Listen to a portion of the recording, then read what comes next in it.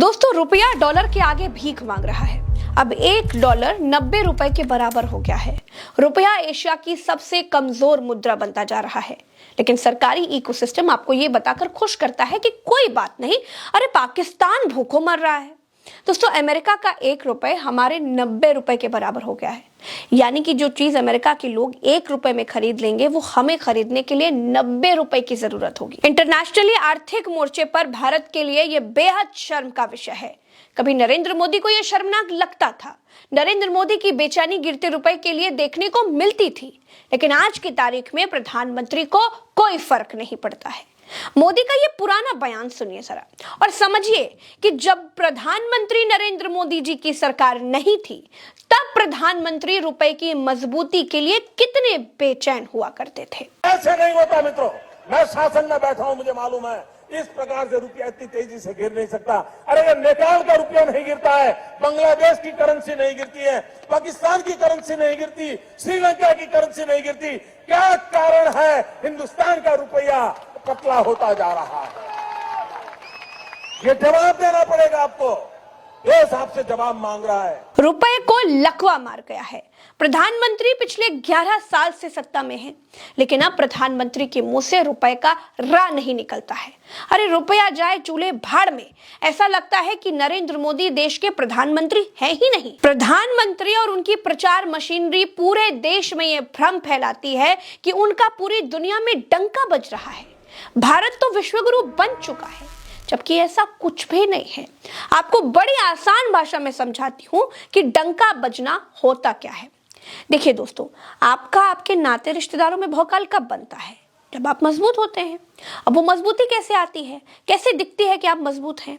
आपकी मजबूती पैसों से दिखाई देती है। अच्छा घर होता है, अच्छी गाड़ी होती है, रिश्तेदारों की मदद के लिए आपके पास पैसा होता है, तो बाकी के जो रिश्तेदार होते हैं वो भी आपका लोड लेने लग जाते हैं। रुपया और डॉलर का कोई मुकाबला ही नहीं है।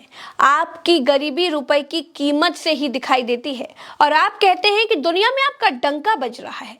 और सबसे बड़ी बेशर्मी की बात यह है दोस्तों कि रुपए की सेहत ठीक कैसे की जाए, इसका कोई प्लान भी आपके पास नहीं है। वित्त मंत्री मैडम तो ऐसी है जो प्याज महंगा होने पर कह देती हैं कि वो प्याज खाती ही नहीं है। भाई रुपए की इस दुर्दशा पर वो कह सकती हैं कि वो रुपया खर्च करती ही नहीं है, वो तो गूगल पे से पेमेंट करती हैं। दोस्तों, देश में बादलों में रडार छिपाने से रुपया मजबूत होता, आधी झूठी आधी सच्ची आधी अधकचरी बातें करने से रुपया मजबूत होता, तो प्रधानमंत्री के बस की बात लगती। लेकिन जो प्रधानमंत्री खुद को अनपढ़ बताते हैं, वो कैसे रुपये को मजबूत कर पाएंगे? देश को प्रधानमंत्री से आर्थिक स्तर पर कोई उम्मीद नहीं है। अब कोई कंपनी भी नहीं बची है जिसे बेच करके भाई रुपयों को मजबूत किया जा सके। आप प्रज्ञा का पन्ना देख रहे हैं, तो यहाँ पर आपको कम समय में डिटेल एनालिसिस मिलता है और इसीलिए आप प्रज्ञा का पन्ना देखने के लिए आते हैं, आप अपना समय हमको देते हैं। तो अब सवाल ये उठता है दोस्तों कि भारतीय रुपया आखिर गिर क्यों रहा है, उसके कारणों को भी समझ लिया जाए। क्या रुपया नरेंद्र मोदी के हाँकने की आदतों से गिर रहा है या कारण कुछ और है? तो चलिए उसी पर बात कर लेते हैं। दोस्तों, रुपया गिरने का कारण यह है कि विदेशी निवेशक जिन्होंने भारतीय बाजारों में पैसा लगा रखा है, उनको भारतीय बाजारों पर यकीन नहीं रहा। अब वो इसीलिए अपना पैसा भारतीय बाजारों से निकाल कर भाग रहे हैं। भारत से पैसा निकाल कर वो दूसरी मार्केट में डाल रहे हैं, जिससे डॉलर की मांग बढ़ रही है। दोस्तों, केवल इसी साल अक्टूबर 2025 में 1.14 लाख करोड़ और नवंबर में 45,974 करोड़ का नेट आउटफ्लो हुआ है। इसका कारण अमेरिका, कनाडा जैसे देशों से भारत की कबाड़ा हो चुकी विदेश नीति बताई जा रही है।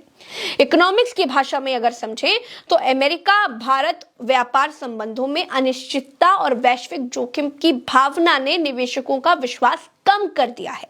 भारत का व्यापार घाटा बढ़ा है। अमेरिकी सरकार ने अगस्त 2025 से भारत से आयातित वस्तुओं पर 50% का टैरिफ लगाया, जिसने भारतीय निर्यात को कम कर दिया। इससे व्यापार घाटा बढ़ा और मुद्रा बाजार में अनिश्चितता पैदा हो गई। लेकिन भारत की सरकार चलाने वालों को इससे कोई लेना देना नहीं है। भारत की सरकार चलाने वालों को देश चलाने से ज्यादा पार्टी चलाने की चिंता है। पिछले दिनों जब भारत ने अपना अनुमानित सकल घरेलू उत्पाद यानी जीडीपी 7.3 ट्रिलियन अमेरिकी डॉलर बताया, तो अंतरराष्ट्रीय मुद्रा कोष यानी आईएमएफ ने भारत की जीडीपी और नेशनल अकाउंट्स यानी आंकड़ों को सी रेटिंग देकर भारतीय आंकड़ों की गुणवत्ता पर ही सवाल उठाती है। 24 नवंबर को जारी एक रिपोर्ट में आईएमएफ ने भारत को सी ग्रेड दिया। हैरानी ये भी है दोस्तों कि 8.2% की विकास दर का आंकड़ा आने के बाद भी शेयर बाजार में वो गर्मजोशी नहीं दिखाई दी जिसकी उम्मीद की जा रही थी। 2025 से 26 में भारतीय रुपया डॉलर के मुकाबले 6.19% गिर चुका है, जबकि पिछले एक महीने में ही ये गिरावट 1.35% की रही है। हाल के दिनों में रुपए में डॉलर के मुकाबले सबसे तेज गिरावट आई है। इस लिहाज से रुपया एशिया की सबसे कमजोर मुद्रा बन गया है। रुपया का कमजोर होना दर्शा रहा है कि अंतर्राष्ट्रीय स्तर पर भारतीय अर्थव्यवस्था की साख कमजोर हो रही है, लेकिन भारत के प्रधानमंत्री के सिर से बिहार की जीत की खुमारी उतर ही नहीं रही है। देखिए, इस वीडियो में मेरे साथ फिलहाल इतना ही, मुझे दीजिए इजाजत। लेकिन प्रधानमंत्री को सुनते जाइए। शीतकालीन सत्र से पहले वो देश को संबोधित कर रहे थे और विपक्ष को बिहार हार के बाद वो चिढ़ा रहे थे। उनको देश की आर्थिक स्थिति, देश की आर्थिक चुनौतियों से कोई फर्क नहीं पड़ता, उनको बिहार जीत से फर्क पड़ता है। कुछ लोग कहते हैं कि देश की गिरती आर्थिक साख से नहीं, उनको दो लोगों की आर्थिक मजबूती की चिंता रहती है केवल। एक बार चिंतन करना चाहिए कि पिछले 10 साल से ये जो खेल खेल रहे हैं, देश स्वीकार नहीं कर रही है इन पद्धतियों को, तो अब थोड़ा बदलें, अपनी रणनीति बदले। मैं टिप्स देने के लिए तैयार हूं उनको कैसे परफॉर्म करना चाहिए, लेकिन कम से कम सांसदों के हकों पर तराप मत लगाइए। सांसदों को अभिव्यक्ति का अवसर दीजिए।